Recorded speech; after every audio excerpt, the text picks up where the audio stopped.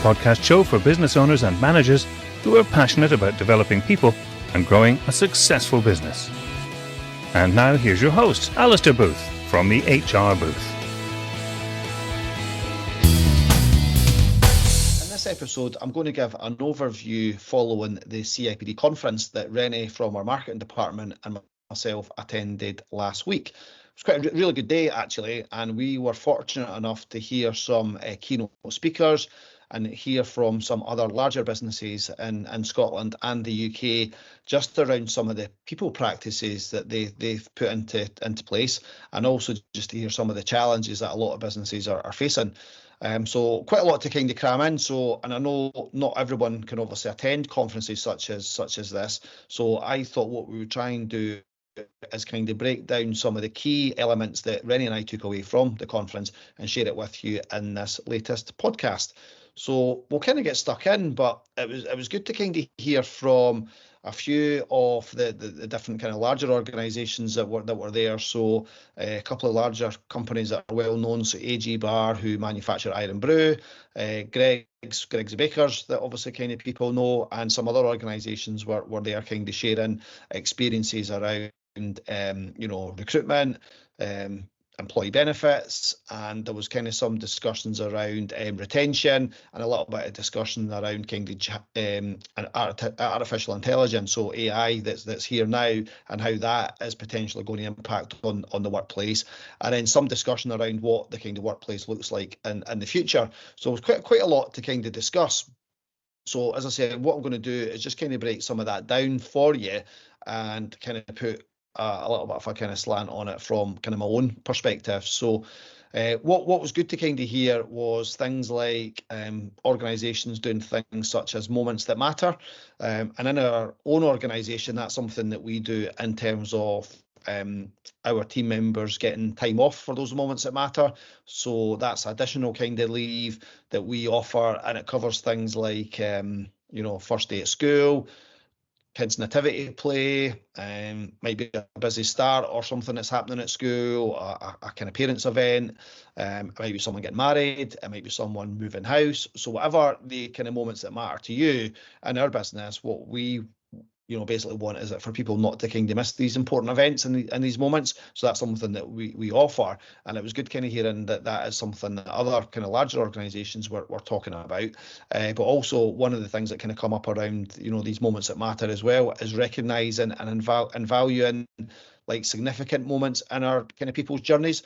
So that might be recognising kind of milestones. So whether it's anniversary dates, it might be achievement of something relating to the personal development plan, it might be a kind of training episode. So different things like that you can kind of think about and just kind of recognising them, and the impact that can have on employee engagement is quite remarkable, and obviously it kind of builds things like kind of staff loyalty as well. So that was something that was pretty topical during some of the talks that I had the fortune to see. The other one that kind of come up, and this is obviously quite important at the moment, is around employee voice. So if you're setting an organisation in Scotland and potentially looking to get any grants or applications through Scottish Enterprise or other kind of public bodies such as that, then one of the things that you need to be able to demonstrate is the kind of Fair Work Convention. So that will cover things like being a living wage employer, talking about employee voice. So that was something that kind of came up from some organisations in the private sector.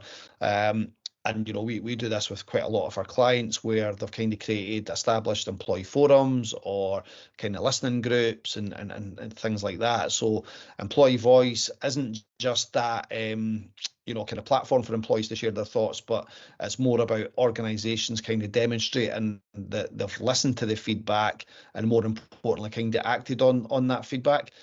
So it's no use just having a kind of tick box exercise that you've kind of got an employee forum in place and you've kind of held that, and there's minutes going out and what have you. It's actually making sure that you follow through on the actions and truly kind of act on the feedback that's been given. So that kind of art of listening, that was something that was really evident. So can't emphasize the importance enough of having some kind of forum in place for employee voice. And again, some organizations will have established forums or agreements in place with trade union representatives, but you might not have that, so you want to kind of engage with your kind of employee reps if you can, and just kind of act on the feedback. Listen to what they've got to say. They'll tell you what the challenges are in the business. They'll tell you where savings can be made. They'll tell you where there's efficiency gains. They'll tell you exactly what your customers think. So create the kind of forums in that environment to do that, and then act on the feedback. So yeah, that was something that came across, and it was great to hear the the feedback from some of the larger companies who have got these things in place and how well that works. The other thing came up quite a bit, and again, something that we do, not only in our own business, but we do with some of our clients, is employee surveys. And again, one of the things that we've been advocating quite a bit is it's not enough just to do an annual engagement survey. There needs to be more than that, because quite often by the time the results are published and you create an action plan, it's possibly already out of date. And if you're only waiting once a year to kind of capture that feedback, there's so many things going on in a business. It's so fast moving that you need to be doing more frequent checks on that, or engagement checks. So one of the things that we speak about, and it came up at the conference, was regular kind of pulse checks, because obviously the annual survey, etc., only and any survey only kind of scratches the surface. So what you want to do is do your survey. You want to do your pulse surveys as well, which might be a bit shorter and sharper.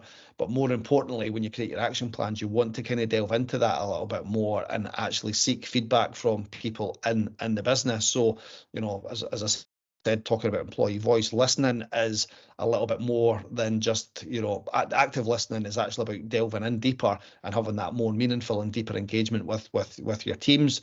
Understand their needs, their concerns, and it goes beyond that kind of structured feedback. So, the role within potentially HR in these larger organisations is to perhaps be the eyes and ears on the shop floors and the businesses, and really get to kind of find out how people are feeling and try to kind of act on it. So definitely a place for engagement surveys, but probably not a place if you're only going to do it once a year. And you want to have other mechanisms to capture that employee feedback. So whether it's pulse surveys, informal kind of forums, and people just going out and asking these questions and inviting that feedback and listening is going to be really important. Next thing I want to kind of touch on, and this is clear in all businesses, is just that kind of, I suppose, ability to adapt to change. What was clear throughout all the speakers that I kind of heard at the conference was that the world of work is evolving at an unprecedented kind of pace. And staying agile is key. So, the culture of businesses is changing. What people want from an employer is changing. And if you're not looking to change and not moving, you're going to be left behind. So, that was clear. The world of work is definitely evolving. People want different things from their employer, whether that's, having a purpose in the business, being aligned to your core values, understanding what your corporate social responsibilities are, your social impact. All these kind of things are really important, but also thinking about things like the typical working week. I think the traditional kind of Monday to Friday is gone. 9 till 5 jobs. People want a little bit more flexibility. They want a better say in their working hours. And these are the sort of things that are evolving at an unprecedented kind of rate, as I've said. So being agile and open to that change is going to be really important, especially if you're looking to kind of attract talent into your business. So that's really kind of quite important. There was actually another event I was at last week through Scottish Engineering, and it was quite interesting when they were talking about the birth rates in Scotland over the last kind of 100 years, that they've dropped significantly, and there's actually the number of kind of people under 20 in the population is significantly low. So there's less people coming into the workplace. So everyone is kind of fighting for that pool of talent, and the employers that are going to be left behind are the ones that possibly don't embrace apprenticeships, giving younger people that opportunity, but also not having that kind of flexibility, and also evolving to the way the world of work is changing. So if you're sticking to traditional models and doing the things that you've always done, then you're not going to do anything to attract that talent in the future, and you're going to really struggle to maintain your business as things kind of continue to evolve. And if you add in things like, you know, Brexit, less kind of Europeans that are able to work in the UK and all of that, there's just less people available that are going to be able to join your business. So that was interesting just hearing that as well. There was a good kind of fireside chat, if you like, on AI. So, you know, what they were kind of saying there is that, you know, AI isn't just a buzzword, and in reality, all businesses really need to kind of start thinking about this in terms of how it works in your kind of business, and looking to see how it kind of complements your business. So, what you might find is you might be kind of saying, well, you don't want AI in the business, and you're telling your team members not to embrace it. The chances are they already are, and you might just not know about it. And if that's the case, you need to kind of think about, you know, what does that mean for your business? You know, do you set up some kind of hard and fast rules around it? Is there some kind of process around checking people's work if they're using AI? You know, and not using AI to potentially replace jobs, but to maybe enhance jobs, and looking at that and something that kind of complements your business. So if you're not doing it or not looking at it, the chances are your competitors are, and you may be left behind there as well. So that is something that's here to stay, and that's only going to accelerate further. The rate that technology is changing is only going to continue at a fast pace, and AI is a kind of big part of that. Something that we speak quite a bit about on the podcast and also with our clients is the importance of you know, good people managers. And that was kind of highlighted throughout a number of the talks that I heard at the conference. Was, you know, the role of a manager, and actually being a coach is pivotal. So good managers empower and inspire people, and you want the team members to kind of feel empowered and inspired by the people that are leading and managing them. So you need to think about that when you're promoting from within. And quite often businesses do promote from within, but there's perhaps not been any development beforehand. And that's where you might kind of struggle. So your best salesperson might not necessarily be your best sales manager. Your best technical person might not be your best technical manager, because it's very different kind of skill sets. So for businesses to really thrive and get the best out of people, you want your people managers to be good coaches, and people that do inspire and empower people and trust people, and you know, do all the things that you want a people manager to do. So that was evident throughout. So again, if you're not looking at how your managers perform and how they lead your teams, that's something you're going to have to do, because obviously people want to work in an environment where they're supported and do feel inspired by the managers. So that the managers can actually have a really, I suppose, positive effect on your business. But if it's not right, it could be really damaging as well. So you need to kind of think about how you structure that in the future. Well-being was something that kind of came up quite a bit, and again, I was fortunate enough to hear one of the keynote speakers just talking about the pace of the world and the pace that we all kind of work at. You know, lots of conversations take place, you know, on a regular basis around kind of burnout and things like that. But I think just the pace that people, you know, work at, the fact that people are always on their devices, always on, and things like that, and it's trying to kind of create boundaries where, you know, you've got work and you've got home and you've got your kind of family time, or whatever can you do outside the work. And I think, you know, whilst it's perhaps not a legal obligation for businesses to look after, you know, people's well-being as such, certainly inside the workplace it is, but outside the work it perhaps isn't. But what you need to be thinking about is, you know, what more can you do? So, you know, as well-being something that you can drive forward a little bit more. In our own organisation, we've just started kind of introducing kind of walk and talk, where we get the team out and, you know, we just go for a walk and don't talk about work, and it's good just to get some fresh air. And what we're looking to try and do a lot more of is actually walk and talk kind of meetings. So if you've got like a check-in to do with a team member, does that need to be sitting in the office? Can you get out for a little bit and, you know, 15-minute kind of walk where you're both getting your kind of steps in and maybe getting a little bit kind of fresh air? So that is something that we're doing, and it was good to hear some feedback on what other organisations are doing around wellbeing initiatives. So that might be getting people into the business, talking about things like meditation, yoga, mindfulness, and different things like that, and offering these different kind of support mechanisms, or at least raising awareness of it in the workplace. So some interesting topics on employee wellbeing. Good one was on open communication, and again we see a few of our larger clients doing this, where they have what's kind of classed as town halls or face-to-face updates. And again, what was really kind of clear through the keynote speakers was the fact that if you have something like that in place, just kind of creates a good platform for open, transparent and effective communication. So people want to know how well the business is doing. They want to kind of hear from the senior team. So, regular kind of communication on that is hugely important, and making sure that message is kind of shared consistently. And I suppose making sure that it's in a language that kind of people are able to understand. So you don't want to kind of bamboozle them with jargon and KPIs and financial information that they might not know about. So you want to kind of make that something that people can understand. And also, I suppose part of the employee voice part and the listening groups part is actually go back and check that people do understand that. And are your town halls, are your team meetings, are your monthly updates, are they effective? And ask that question. So so something to kind of take away. Employee benefits was something that come up, and what was interesting, certainly hearing from the HR director at AG Bar, was that there was discussions around the fact that they've got lots of employee benefits that they offer.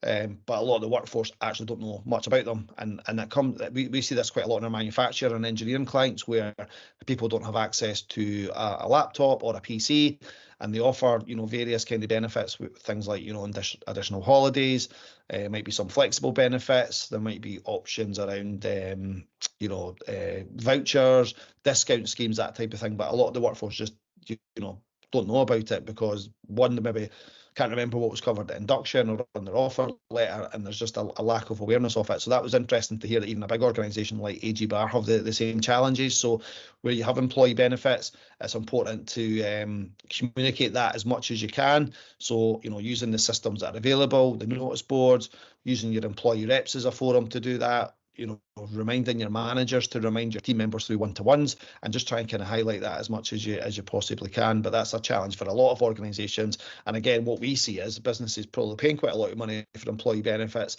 and the uptake on that is quite low. So are the organisations getting value for money? So if you're spending money on employee benefits, you want to kind of check that it's fit for purpose, and that people are using the benefits that you're making available. Another one was around inclusive recruitment. So there was a director from Greggs, the bakers, was there. They were talking about challenges they've had around recruitment, like a lot of organisations, and I've touched on some of the reasons for that earlier. But one of the things that they have done is broadened their horizons a little bit, and now actually consider ex-offenders, and they actually go into to kind of prisons and kind of homes and things like that to actually interview people and give them kind of the potential prospects for jobs in their organisation. So they call it the Fresh Start programme, and it's quite interesting actually. Some of the stories around some of the people that have ended up in prison, through potentially no fault of their own, in terms of sometimes it's been their upbringing. Some people have had no role models. There was a discussion around a young person who had became a drug addict because of their father giving them drugs at a young age, and they then went down the wrong path, and that resulted in them spending time in prison. And then through Greg's intervening and getting to know that person, creating opportunities, that person had then went on to have a very good career and had been promoted from within. And I think I'd kind of commented at a conference that they had held themselves, that them coming into the prisons had actually transformed and changed people's lives, so really making a difference. So again, that might be something that businesses want to consider as well, and giving people that kind of fresh start. So I quite like hearing about the Fresh Start programme, and they've said that's proved to be hugely successful for their organisation. And then last couple of things just to kind of touch on is around work-life harmony. So touched on that earlier around well-being, but a bit of an overlap. But again, I think it's just trying to kind of create clear boundaries between work and home, and that's essential for kind of people's mental health and productivity. So keep an eye on that. If you're expecting team members to be responding to emails in the evening, then you want that to stop, and you want to kind of set boundaries around what's work time and what's kind of home time as well. And then the last one, which again gets back to the point earlier around us always being potentially on devices, was just, you know, having engaged conversation. So the simple act of actually being present when we're speaking. So again, we're maybe all guilty in our personal lives and in work lives that you're checking your phone.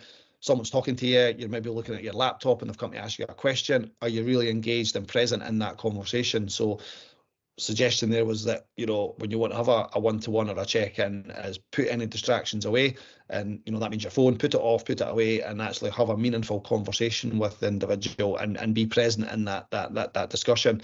So that's a kind of good tool and a meaningful communication method that you can have with team members, but more importantly, probably have it at home as well. So something for us all to think about. So that was just some of the key points I wanted to share. Very difficult to cram a full day conference into a 20-minute podcast, but I just wanted to touch on some of the key points that we had kind of took away from the conference, and as I say, reassuring to kind of see what, you know, a lot of our clients are doing and what we are doing is, you know, what a lot of these kind of organizations were, you know, kind of promoting on the day, and through speaking to some of the people at the conference as well. Similar challenges regardless of your industry and sector. So hopefully you found some of that useful, hopefully some good ideas that you can perhaps take away and put into your own business. There's a couple other points on the conference that we're going to try and cram into another podcast in the future. So stay tuned for that where you can. So thanks again for tuning in. If you like the content, it'd be great if you could subscribe. That just allows us to kind of share more content like this with you on a regular basis. And as before, if you've got any questions on anything on this podcast, you can reach me via email, which is info@thehrbooth.co.uk. And if you want to find out anything more about the HR Booth, you can catch us online via the website, which is www.thehrbooth.co.uk. And thanks again.